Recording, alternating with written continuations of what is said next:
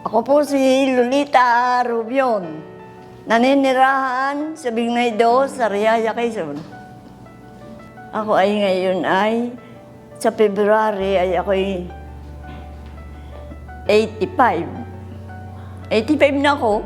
Nung una kami magtatanim ng lahat ng gulay. Pag yun ay bumunga, ilalako namin. Yung hindi maubos sa bukid, dadalhin sa bayan. Kami niya nang maglalako. Basta kung saang lugar maubos, doon kami natigil. Dati akong magkakayas. Pag wala nang ilako, magkakayas naman. Bago magtatanim uli at pagbunga uli, idalako.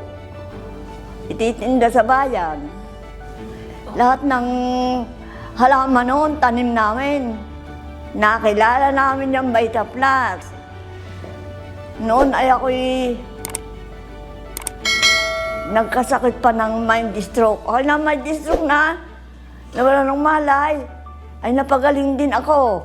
Nung yan ay dumating, ako ay nasa bahay na, magaling na. Yan ang ipinakain sa akin.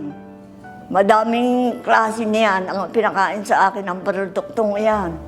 Abay ako'y gumaling. Hanggang sa ngayon, yung pa rin ang aking iniinom. Ngayon, kahit ako'y matanda na, pwede pa akong magbayta. Nag-aano pa rin ako kahit matanda na. Pag ako'y nakaupo sa isang lugar, nakahunta, yun ang aking sinasabi. Kaya ako'y nakita hanggang sa ngayon. At hindi ako naliban sa training, sa team building. Kahit bata at matanda ng katulad namin, kaya pa.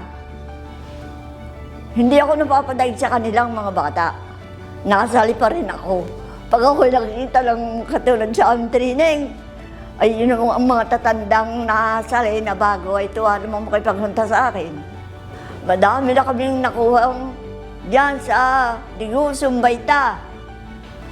May alahas, may pira, madami ng pira. May kutse, pati aking mga anak na sumali, may mga kutsi na. Magagaling na din ang buhay.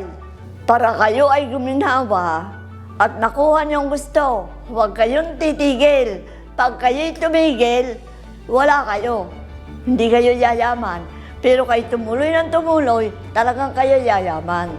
Kahit anong edad ninyo, kabata, matanda, katulad ko, kung kayo ay masipag at matyaga, yayaman kayo. Great morning at salamat sa Diyos. Mabuhay kayong lahat. Sabay ta.